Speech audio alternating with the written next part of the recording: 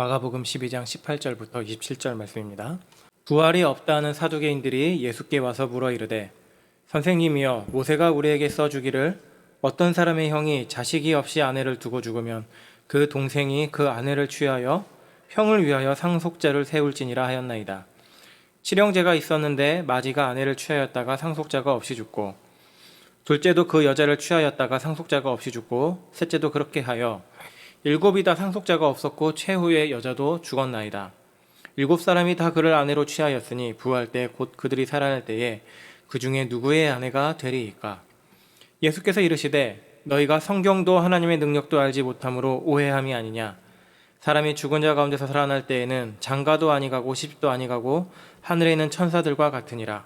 죽은 자가 살아난다는 것을 말할진대 너희가 모세의 책 중 가시나무 떨기에 관한 글에 하나님께서 모세에게 이르시되 나는 아브라함의 하나님이요 이삭의 하나님이요 야곱의 하나님이로다 하신 말씀을 읽어보지 못하였느냐. 하나님은 죽은 자의 하나님이 아니요 산 자의 하나님이라 너희가 크게 오해하였도다 하시니라. 아멘. 오해하지 맙시다 라는 제목으로 함께 마가복음 말씀문에 나눌 수 있기를 바랍니다. 우리 잘 아는 명언 있죠. 프란시스 베이컨의 한 말이라고 알려져 있는 말, 아는 것이 힘이다. 경험을 통해서 우리가 알고 있는 지식을 확인하고 우리 것으로 만드는 게 굉장히 중요하다 강조합니다.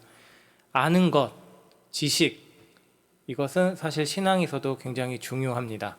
우리가 잘 알면 바르게 행하는 길이 열립니다. 근데 잘못 알면 잘못된 길로 행하게 되는 것을 우리가 보게 됩니다.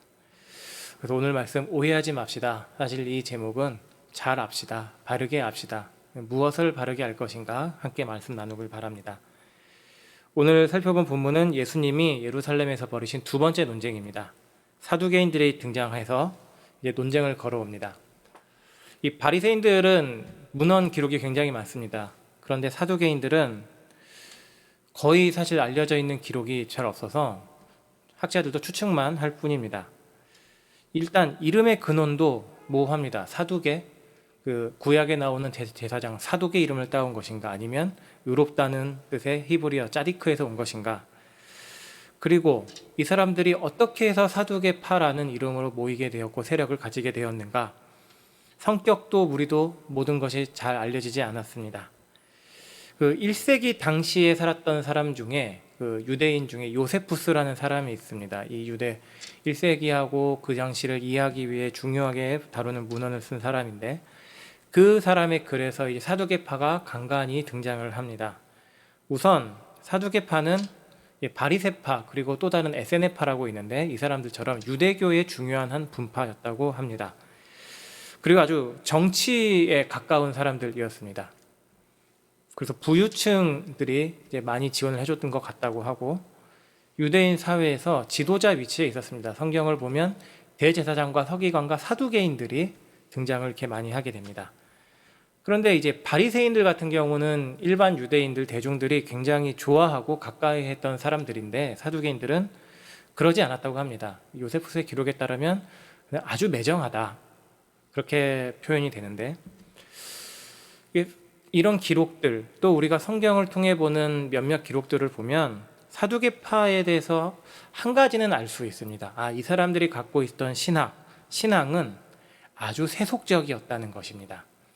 본문 18절에서 그 세속적인 성격을 한마디로 아주 압축해서 얘기를 합니다.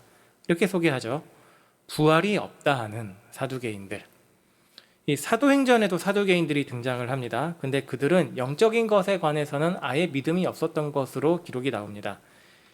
사도 바울이 이제 로마로 가기 전에 예루살렘 성전에 들어갔다가 오해를 받아 유대인에게 잡혀서 재판을 받게 됩니다. 그때 재판 받을 때 한쪽 편은 바리새인들이고 한쪽 편에 사두개인들이 앉아 있는 걸 보고 바울이 한 가지 꾀를 냅니다. 23장 6절부터 8절에 나오는 내용인데 바울이 자신을 가리켜서 이제 내가 왜 이 재판을 받냐면 나는 바리새인인데 죽은 자들의 소망인 부활 때문에 재판을 받고 있다. 맞는 말이죠. 예수 그리스도의 십자가와 부활을 전했기 때문에. 그 말을 하자 그 재판에서 판결하러 온 방청객들인 바리새인과 사두개인들이 서로 편을 나눠서 싸우게 됩니다. 재판이 진행이 안 되게 되죠. 그때 사도행전 23장 8절에서 사두개인들에 관해 이렇게 설명을 합니다. 이는 사두개인은 부활도 없고 천사도 없고 영도 없다 하고 바리새인은 다 있다 함이라. 부활도 믿지 않고 그것도 없는 것이다. 영혼 그런 것 없다. 천사도 없다. 그러니까 바리새인은 그런 영적인 것들을 믿었습니다. 하지만 사두개인들은 그런 영적인 것들은 없다. 믿는 것도 아니다. 그저 눈에 보이는 이 현실이 전부다라는 거죠. 영적인 것을 부인하면 당연히 죽음 이후도 부인하게 됩니다. 그리고 앞서 이제 말했던 요세푸스라는 사람의 글에서는 이 사두개인들이 굉장히 강조했던 것이 사람의 책임, 자유의지. 그러니까 착하게 살아야 되는데 악이 있고 하나님이 이 악과 관련이 있으면은 하나님께 좋지 않은 것이라고 생각했던 것 같습니다. 그래서 사람이 악을 선택하는 것이다. 사람이 악을 안 행할 수도 있는 것이다. 책임과 자유의지를 강조했다고 합니다. 그리고 또 한 가지 사두개인들은 모세 오경, 창세기, 출애굽기, 레위기, 신명기, 민수기, 신명기 5권만 정경으로 인정했다고 합니다. 바리새인들하고 정반대되죠. 바리새인들은 우리가 보는 구약 성경들과 그 구약 성경들을 해석한 율법 해석서들 그리고 장로들의 입으로 전해진 가르침 이 모든 것들을 다 권위 있게 여겼지만 사두개인들은 모세오경 딱 그것만이 권위 있는 성경이다라고 여겼습니다. 그래서 이것을 이제 놓고 보면 예수님과 사두개인의 한 논쟁이 왜 예수님이 이런 말씀을 인용하시는지가 조금 더 선명하게 다가옵니다. 이 사두개인들, 부활이 없다는 사두개인들이 와서 예수님께 논쟁을 거는데 주제가 부활입니다. 뭔가가 아이러니가 있습니다. 이들이 와서 예수님께 한 가지 예시를 드는 것이 20절부터 22절에 나옵니다. 7 형제가 있었습니다. 첫째가 결혼해서 살고 있다가 아들이 없이 죽었습니다. 그래서 둘째가 그 형수를 아내로 삼았는데 역시 또 아들 없이 죽고 셋째부터 7째가 전부 다 그 형수랑 결혼했다가 다 죽습니다. 자녀를 낳지 못하고 아들 낳지 못하고 그리고 결국 그 여자도 죽고 맙니다. 이게 뭐 막장 드라마처럼 보이는 내용 같지만 사실은 율법을 따라서 아주 경건하고 정당하게 행한 일입니다. 사두개인들이 그 율법의 근거를 본문 19절에서 이렇게 제시를 합니다. 모세가 우리에게 써주기를, 자 모세의 글에 분명히 말합니다. 예수님, 선생님, 어떤 사람의 형이 자식 없이 아내를 죽는 경우에는 그 동생이 아내를 취해서 형을 위하여 상속자를 세우라고 하였습니다. 방금 말한 그 케이스가 그런 경우죠. 형을 위해서 아들을 낳아주기 위해 동생들이 계속 결혼을 했던 것. 모세의 글은 오경, 율법입니다. 사두개인들이 권위 있게 여겼던 성경. 그래서 이 말은 곧 사두개인들에게는 아주 중요한 율법 근거가 됩니다. 그들이 언급하는 이 조항은 이른바 형사취수법, 신명기 25장 5절 이하에 나오는 내용입니다. 그 목적이 신명기 25장 5절에 이하에 죽은 형제의 이름을 이스라엘 중에서 끊어지지 않게 하는 것, 가문의 대를 계속 이어나가게 하는 것입니다. 이것이 가문을 이어나가는 것과 함께 중요한 목적이 기업을 지키는 것도 포함이 됩니다. 기업, 그 이스라엘 사람 각 가정마다 주어진 이스라엘 약속의 땅 그것을 계속 지켜나가기 위해서는 남자아이가 필요했습니다. 그런데 남자아이가 태어나지 않으면 기업이 사라져버리게 되는 것이죠. 하나님께서 사실 이스라엘에게 기업을 주신 목적이 어떻게 보면은 제대로 이루어지지 못하는 것이 됩니다. 그래서 그런 일을 막기 위하여 이 형사취수법이라는 제도를 통해 가문을 이어가고 기업을 계속 지켜나가게 하는 목적이 있었습니다. 뭐 좀 예외긴 한데 민수기 36장 맨 마지막에 보면 슬로브앗이라는 사람이 딸만 낳습니다.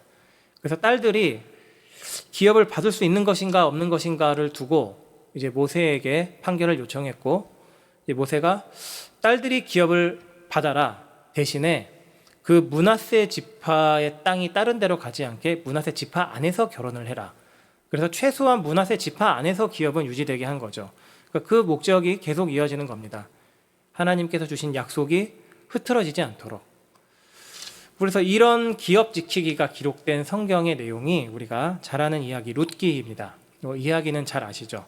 이방여인 룻이 시어머니 나오미를 따라 베들레헴에 왔다가 거기서 이제 보아스를 만납니다. 이 보아스가 나오미의 남편인 엘리멜렉의 친족인데 이 보아스는 엘리멜렉에 주어진 기업을 물러줄 자 중에 한 사람이었습니다. 지금 나오미가 베들레헴에 돌아왔는데 굉장히 난처한 상황인 것은 엘리멜렉도 죽고 두 아들도 죽어서 기업을 이어갈 사람이 없어진 것입니다. 결국 그것을 이제 해결하기 위해 나오미가 나이가 많았기 때문에 며느리인 룻이 보아스와 결혼을 해서 아이가 태어납니다. 자, 여기서 이제 이 아들은 법적으로 누구의 아들이 되는 것인가? 룻기 4장 17절에 이렇게 나옵니다. 나오미에게 아들이 태어났다. 그러니까 아들을 낳은 것은 보아스와 룻인데 정작 그 아들은 보아스가 엘리멜렉 대신에 낳아준 것이기 때문에 엘리멜렉과 나오미에게서 태어난 아들이 됩니다. 그래서 엘리멜렉의 기업을 적법하게 이어나가게 됩니다. 이 보아스가 한 것, 기업 물을 자, 기업을 회복시켜 주는 자입니다. 이 기업 물을 자가 히브리어로는 고엘, 영어로는 리디머, 번역하면 구속자가 됩니다. 기업을 물러주는 건 구속하는 일입니다. 예수님을 우리의 구속자라고 말을 합니다. 무슨 의미냐면 성경적으로 우리의 것이었지만 우리가 잃어버린 것을 다시 회복시켜주는 분이시라는 겁니다. 이 구속은 그냥 아무 데서나 가져오는 게 아니라 구속해주는 사람이 자기의 것을 희생해서 하는 행동입니다. 예수님이 무엇을 희생하셨냐? 자기 생명을 희생하셨습니다. 십자가에서 죽으신 것은 하나님이 주셨던 참 생명, 하지만 우리의 죄악으로 인해 잃어버린 그 생명을 자신의 생명을 내어줌으로써 우리에게 믿는 자에게 다시 회복시켜주는 고엘, 기업을 물러누는 그 구속의 행위입니다. 그렇게 십자가에서 우리를 위한 구속을 이루심으로써 우리를 죽음에서 구원하시고 생명으로 다시 살게 하셨습니다. 죽음에서 다시 살아나는 것, 이것이 부활이죠. 그래서 예수 그리스도를 믿는 자들은 어찌 보면 이미 영적으로 부활한 자들입니다. 예수님은 요한복음 11장 25절에서 마르다에게 자신에 관해 이렇게 분명히 말씀하십니다. 예수께서 이르시되 나는 부활이요 생명이니 나를 믿는 자는 죽어도 살겠다. 예수님이 자신이 부활이다. 예수님 자신이 생명이다. 그래서 다른 것이 아니라 예수님에게서 어떤 얻어내는 것이 아니라 예수님 자신이 곧 살게 하시는 분이고 우리가 다시 사는 근거라는 것입니다. 이 부활이요 생명이신 예수님께 사두개인들이 와서 논쟁을 걸었죠. 부활에 관한 논쟁. 그 논쟁의 질문이 마가복음 12장 23절에 이렇게 나옵니다. 7사람이 다 그를 아내로 취하였으니 부활 때 곧 그들이 살아날 때에 그 중에 누구의 아내가 되리이까? 이 질문 정말 궁금해서 물어본 게 아니죠. 자기들은 부활이 없다고 하는데 그래 일단 부활이 있다고 한번 쳐봅시다. 그러면 이 율법대로 7사람이 한 여자를 다 아내로 취했다가 그대로 다시 살아나면 그 관계가 엉망진창이 되지 않겠습니까? 그러면 부활이란 것도 사실 말이 안 되는 일을 벌어지는, 그러니까 하나님이 그런 일을 하실 것이 합당하겠습니까? 안 되지요. 부활 같은 건 없지 않습니까? 라는 질문입니다. 하지만 예수님의 대답은 사두개인들이 생각했었던 대답을 완전히 벗어납니다. 우리 같으면은 아니야 부활 있다. 갑자기 말문이 탁 막히기도 하거나 그렇게 사두개인들의 질문 자체에 끌려서 대답을 할 법한데 예수님은 전혀 그렇지 않고 사두개인들이 생각 못했던 말씀으로 답을 하십니다. 그 대답의 내용이 24절 이하에 나옵니다. 결론적으로는 예수님은 사두개인들이 부활에 대해 나아가 하나님의 말씀에 대해 하나님에 대해 완전히 잘못 알고 있다고 답을 하십니다. 무엇을 잘못 알고 있느냐? 그 내용에 대해 25절에서 이렇게 대답을 하십니다. 사람이 죽은 자 가운데서 살아날 때에는 장가도 아니 가고 시집도 아니 가고 하늘에 있는 천사들과 같으니라. 부활의 때 죽은 자 가운데 다시 살아날 때에는 장가도 시집도 가지 않는다. 무엇냐면 더 이상 이 세상의 근본 법칙에 얽매이지 않는다. 결혼은 하나님이 사람을 만드시고 가장 먼저 주신 가장 고귀한 제도입니다. 첫사람 아담 그리고 하와가 한 일이 결혼이고 그 결혼을 통해 세상이 생겨났습니다. 지금도 결혼은 이 사회를 유지하는 가장 기본적인 그 사람의 일입니다. 결혼이 무너지면, 가정이 무너지면 나라가 무너지는 것이죠. 그 법의 지배, 이런 자연 법으로도 지켜지고 사람이 만든 법으로도 지키고 하나님이 세우신 그 법조차도 벗어나게 되는 것이 부활이라는 것입니다. 완전히 다른 영역의 존재로 살아가는 것. 그래서 하늘의 천사들처럼 매이지 않고 자유롭게 행할 수 있게 되는 것. 그것이 부활의 영광입니다. 그런데 사두개인들은 그런 것을 알지 못하고 있다. 그러니 너희가 이 세상의 기준으로 부활을 생각하니 전혀 엉뚱한 말을 하는 것 아니냐. 사도 바울이 사두개인들의 이런 상태가 사도 바울이 로마서 1장 20에서 말하는 것과 딱 들어맞습니다. 로마서 1장 22절 말씀이죠. 스스로 지혜 있다 하나 어리석게 되었다. 그들이 가진 신학 체계에 따라서 이것이 맞는 건데 라고 성경 말씀을 이해를 했습니다. 하지만 오히려 그들은 예수님께 논쟁을 걸었다가 그들이 잘못 알고 있고 하나님 말씀에 그들의 어두워진 생각, 교만한 마음으로 잘못 이해하고 있다는 것을 그대로 폭로당하고 맙니다. 교만해서 내가 스스로 지혜 있다 하는 사람들은 하나님 앞에 반드시 그 어리석음을 드러내고 맙니다. 하나님이 그 어리석은 자를 반드시 깨닫게 하십니다. 그래서 예수님은 이제 이어서 26절에서 답을 이어가시는데 인용하시는 말씀이 사두개인들이 권위 있게 여겼던 그 모세오경 중에서 인용을 하십니다. 정말 더 분명히 드러내시는 거죠. 너희가 오경을 권위 있다고 생각하는데 그 권위 있는 오경이 분명히 죽은 자와 산 자에 관해서 말을 한다. 출애굽기 3장 6절을 예수님이 인용하십니다. 애굽에서 미디안 광야로 도망쳤죠. 40년 동안 장인 이드로의 양을 치다가 어느 날 갑자기 멀찍이서 불이 붙었는데 타지 않은 떨기나무 보고 신기해서 가까이 갔더니 하나님이 부르십니다. 모세야, 내가 내 백성 이스라엘을 애굽에서 건져내게 할 것이다. 그때에 하나님이 자기를 모세에게 소개하는 말씀이 이 말씀입니다. 나는 아브라함의 하나님, 이삭의 하나님, 야곱의 하나님이다.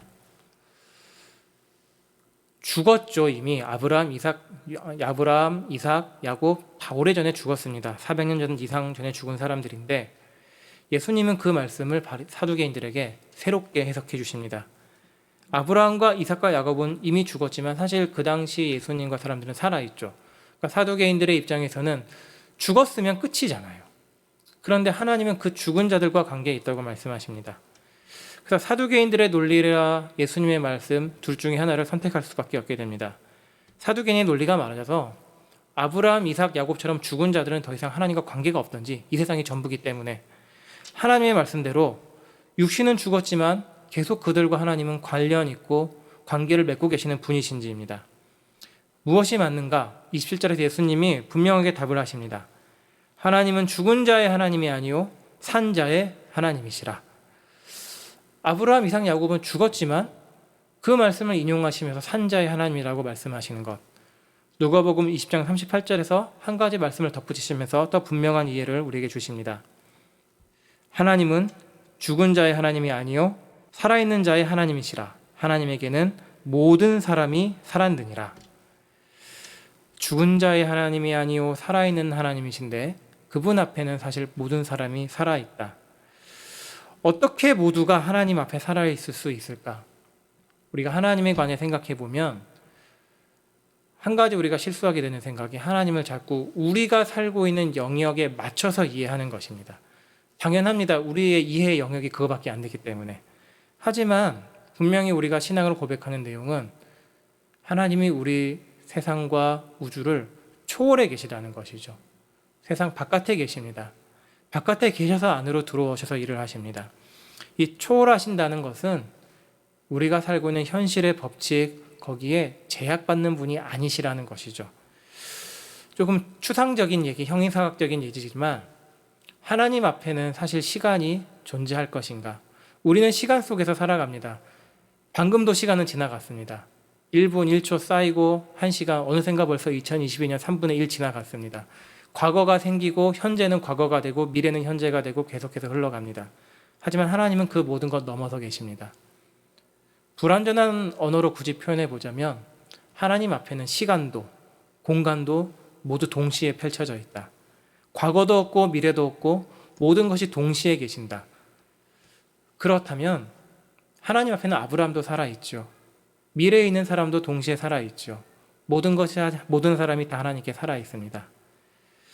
이런 형이상학적인 얘기를 성경이 직접 이야기하지 않습니다. 하지만 성경에서 하나님에 관해 추론해낸 그 내용을 가지고 생각을 해보는 것입니다. 성경에 기록되어 있지 않아도 성경과 맞을 수 있습니다. 하지만 사두개인들은 성경에 기록된 것에 매였는데도 성경이 말하는 것과 전혀 다른 엉뚱한 곳으로 향하고 맙니다. 그것이 27절 이하에서 예수님이 사두개인에게 말씀하시는 것이죠. 너희가 크게 오해하였도다. 왜 사두개인들을 이렇게 오해하게 됐느냐? 그 이유를 24절에서 밝혀주십니다.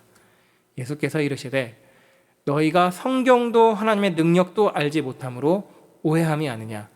성경도 모르고 하나님의 능력도 알지 못해서 오해했다. 오해했다는 이 말은 원어의 의미는 길을 잘못 들었다. 잘못된 길로 빠졌다는 것입니다. 방향이 다르고 실천이 다르게 가는 굉장히 심각한 상태인 것입니다. 사두개인들은 모세의 오경에 권위를 부여했는데 모세의 오경에만 권위를 부여했고 그들의 편협한 생각으로 율법을 해석해 왔습니다. 그래서 그들은 성경을 안다고 하는 자들이지만 사실 성경을 모르는 자들이었습니다. 100독, 200독 할 수 있습니다. 성경 정말 많이 읽는 사람들이 있는데 그래도 성경 모를 수 있습니다. 내용은 암기를 많이 해도 성경이 우리에게 말씀하신 것들을 제대로 받아들이지 못하고 깨닫지 못할 수 있는 것입니다. 이 성경과 상관없는 관점으로 성경을 보는 문제, 그리고 성경을 어떻게 보면 사두개인들처럼 문자 그대로 이해하려는 것이 우리 신앙의 생활에 좀 큰 문제를 일으킬 수 있습니다. 그런 경우가 있죠. 요즘 예전에 나왔던 뉴스로인 걸로 기억하는데 어떤 이제 목사님, 아빠가 목사님이 애들이 아픈데 병원에 안 데려가고 기도로 낫게 한다. 성경이 그렇게 말하니까. 그래서 병원에 안 데려가서 결국 애들이 큰일이 났던 일이 있던 걸로 제가 기억을 합니다. 성경을 믿었지만 성경대로 제대로 실천하지 못했던 거. 좀 이제 극단적인 예일 수 있지만 이제 말씀 보존 학회라는 데가 있습니다. 이름만으로는 되게 좀 경건해 보이는데 할 수 있지만 심각한 세대주의 이단입니다. 뭐라고 얘기하냐면 킹 제임스 성경만이 완전한 번역 성경이다. 무오하다. 이 틀린 부분이 없다라고 얘기를 하고 그 킹 제임스 성경을 우리말로 번역한 성경이 몇 권 있는데 그중에 한글 킹 제임스 성경만 이게 맞는 성경이다. 개역 개정 세번역 다른 영어 성경들 다 틀렸다. 한글 킹 제임스 성경만 봐야 된다. 그게 맞으니까. 그래서 그 말씀, 그 기록된 글자를 그대로 믿고 이야기를 합니다. 이런 문자주의를 따를 때에 큰 문제가 생기는데 정말 그대로 실천했다가는 정말 사람 잡을 수 있는 성경 구절이 있기 때문입니다. 대표적인 예가 잠언 23장 13절 같은 구절이죠. 아이를 채찍으로 때려도 죽지 아니하리라. 물론 훈계의 중요성을 강조한 것입니다. 그런데 정말 문자 그대로 채찍으로 때리면 큰일 나죠. 죽을 수도 있고 안 죽어도 불구가 될 수 있습니다. 그 채찍 한 대만 맞아도 살점이 떨어져 나가는데, 그래서 문자주의 굉장히 우리가 무서워하고 경계를 해야 됩니다. 성경을 글자 그대로 읽었다가 전혀 성경과 다른 행동을 하게 되는 것입니다. 그래서 우리는 성경을 읽으면서 사실 그렇게 가지는 않습니다. 문자를 중요시 여기는데 문자적 해석을 합니다. 글자의 의미가 무엇인가를 이해하고 그 글자가 사용된 문장의 맥락을 이해합니다. 그렇게 이해하려고 하다 보면 단어 같은 경우가 의미 딱 하나만 있는 게 아니기 때문에 문장도 해석의 여지가 좀 갈리는 문장들이 있기 때문에 서로 이해와 해석이 달라지게 되죠. 그래서 신학이 달라지긴 하는데 사실 그런 것이 괜찮습니다. 해석이 달라지고 왜 너는 그렇게 생각했지? 왜 너는 그렇게 해석했지? 다 괜찮습니다. 종교개혁자들도 서로 해석이 달랐습니다. 하지만 우리가 바르게 성경을 이해하고 바른 방법 따라 성경을 보면 그것은 바른 길로 가는 것입니다. 우리의 신앙은 그런 작은 차이로 흔들리지 않습니다. 왜냐하면 우리 안에 거하시는 성령께서 우리에게 성경을 가르쳐 주시기 때문입니다. 요한일서 2장 27절에서 성령의 가르치심을 우리에게 이렇게 말씀합니다. 너희는 주께 받은 바 기름 부음이 너희 안에 거하나니 아무도 너희를 가르칠 필요가 없고 오직 기름 부음이 모든 것을 너희에게 가르치신다. 그분은 성령은 참되고 거짓이 없으니 너희를 가르치신 그대로 주 안에 거하라. 아무도 가르칠 필요가 없다는 말은 우리가 혼자 모든 걸 다 알아낼 수 있다는 게 아니라 그만큼 성령의 가르침이 바르고 정확하다는 것을 강조합니다. 성령께서 모든 사람을 가르친다는 것이죠. 성경을 깨닫는 일은 사람이 열심히 수고하는 일이기도 하지만 그 전에 성령께서 인도하시고 빛을 비춰주심으로써 가능한 것입니다. 그 조명하신 가운데에 바른 방법을 따르면 조금 해석이 다른 부분이 있을지라도 신앙은 바른 길로 나아가게 됩니다. 하지만 사두개인들처럼 자신들의 굳은 체계로 성경을 해석하려만 한다면, 성령을 배제하고 영적인 것들을 무시하고 성경을 이해하려 한다면 단연코 잘못된 길로 빠지고 맙니다. 이러한 위험에 관해서 사도 베드로가 베드로후서 3장 16절에서 경고하는 말씀이 이렇게 나옵니다. 하반절에 나옵니다.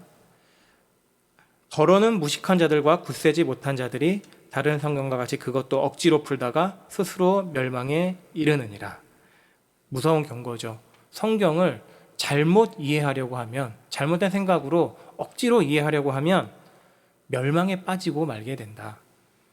이해하지 않는 부분도 성경에 분명히 있고 서로 충돌하는 것처럼 보이는 부분도 있습니다. 그렇지만 그 모든 말씀을 하나님이 인간의 역사를 통해 기록해 주신 하나님의 말씀으로 받는 자세가 먼저 수반되어야 하고, 그 다음에 오랫동안 사람들이 정리해온 바른 해석 방법을 따라, 그리고 우리의 그 문자의 사용과 그런 이해의 상식을 따라 바르게 교회 안에서 해석해 나가면 전혀 문제되지 않습니다. 혼자서 어떻게 내가 새로운 거를 찾아내려고 풀면 반드시 문제가 생깁니다. 그리고 성경을 읽을 때에 정말 중요한 마음 자세가 우리에게 있습니다. 성경을 나의 영의 양식으로 먹는 것, 가난하고 성경에 굶주리는 것. 사실 이거는 좀 저 자신에게 하는 말이기도 합니다. 성경 읽을 때 내가 너무 건조한 거 아닌가, 좀 바쁘게 읽기도 하고 너무 대충 읽는 거 아닌가. 성경을 바르게 이해하기 위한 가장 중요한 첫 자세, 가난한 마음, 하나님 말씀에 대해서 굶주린 마음. 예레미야 15장 16절에서 예레미야가 고백하는 그런 마음이겠습니다. 내가 주의 말씀을 얻어먹었사오니 주의 말씀은 내게 기쁨과 내 마음의 즐거움입니다. 먹는 것이죠. 육신을 위해서 늘 영식을 먹죠. 사람들 맛집 여기저기 찾아다니고 먹방 보면서 같이 음식 먹고 어떻게든 먹는 것에서 즐거움을 찾으려고 하는데, 우리의 생명의 양식을 그렇게 갈급해야 하고 굶주려야 한다는 것입니다. 생명의 양식으로 성경을 먹으면 성령께서 영과 지식으로 소화되게 해주십니다. 그렇다면 우리는 사두개인처럼 오해하지 않고 바르게 알아가는 길로 나아갑니다. 사두개인들이 이 잘못된 길로 들어서게 된 두 번째 원인으로 예수님이 지적하신 것이 하나님의 능력을 알지 못했다는 것입니다. 사실 첫 번째 오류와도 관련이 됩니다. 성경을 바르게 이해하지 못하니 하나님도 제대로 알지 못하는 것이죠. 사두개인들은 철저하게 현실적인 사람들이었습니다. 눈에 보이는 세상을 전부로 여겼던 사람들, 하나님을 믿는다고는 했죠. 유대의 학문을 했기 때문에. 하지만 그들이 믿는 하나님은 어디에 있었냐면 현실을 위해서만, 그들의 신학적 생각 속에서만 존재하는 분. 그래서 더 이상 세상에 아무런 영향을 끼치지 않는 그런 분으로 여길 수 있는 것입니다. 사실 하나님을 생각 속에 가둬버리는 것은 신학을 공부하는 사람들이 가장 위험한, 그 사람들이 가장 빠지는 가장 위험한 함정입니다. 지식이 많아지면 자꾸 추상적인 것으로 끌려갑니다. 근데 가끔은 그래서 배움이 모자란, 잘 배우지 않은 그런 사람들의 정말 깊이 있는 경험에서 우러나오는 신앙이 정말 놀라운 영향력을 끼치죠. 신학은 무슨 학문인가? 하나님의, 보통 학문은 어떤 대상을 연구하죠. 그래서 신학을 하나님에 대해 연구하는 학문으로 생각할 수 있지만 오히려 그와 정반대입니다. 신학은 하나님에게서 배우는 학문입니다. 그런데 지식이 많아지면 자꾸 하나님을 연구의 대상으로 오해하고 제한시키게 됩니다. 그렇게 하나님을 제한시켜서 잘못된 길로 가는 것들이 하나님에 관한 사변적인 생각, 특별히 전능하심에 관해서 하나님이 예를 들어서 네모난 샘물을 만들 수 있을까? 뜨거운 냉수를 만드실 수 있을까? 모순되잖아요. 근데 그런 거 하실 수 있는가? 전능하시면 그런 것까지도 가능한 것인가? 이런 굉장히 아주 무궁무진한 상상을 다해서 전능하심에 관해서 생각을 했는데, 그런 것은 오히려 하나님의 전능하심을 가리고 맙니다. 성경이 말하는 하나님의 전능하심에 대해서 생각하지 못하게 하죠. 성경은 하나님의 전능하심에 관해 말할 때 이러이러한 철학적인 진술을 하는 게 아니라 우리에게 무엇을 하셨는가를 통해 말을 합니다. 즉 그 무엇을 하셨는가가 정말 많이 나오는 성경이 모세오경이죠. 특별히 이제 창세기 보시면 노아 가족을 하나님이 홍수에서 구원하시죠. 그리고 바벨 쌓던 사람들을 온 땅에 흩어버리십니다. 그리고 하나님의 능력에 관해서 가장 대표적인 시범 케이스, 케이스가 아브라함입니다. 그 오래 나이를 먹었는데도 하나님이 약속하신 후사 낳지 못했습니다. 하지만 하나님은 그 약속을 아브라함에게 반드시 이루어 주셨습니다. 그 약속을 하신 대로 직접 성취하신 것, 그것이 하나님의 능력, 전능하심입니다. 신실하심과 선하심과 함께 갑니다. 그래서 말씀하신 대로 하나님이 행하시는 이유는 그 말씀하신 대로 이룸으로써 하나님을 영화롭게 하고 말씀을 받은 사람들에게 복을 베푸시는 것입니다.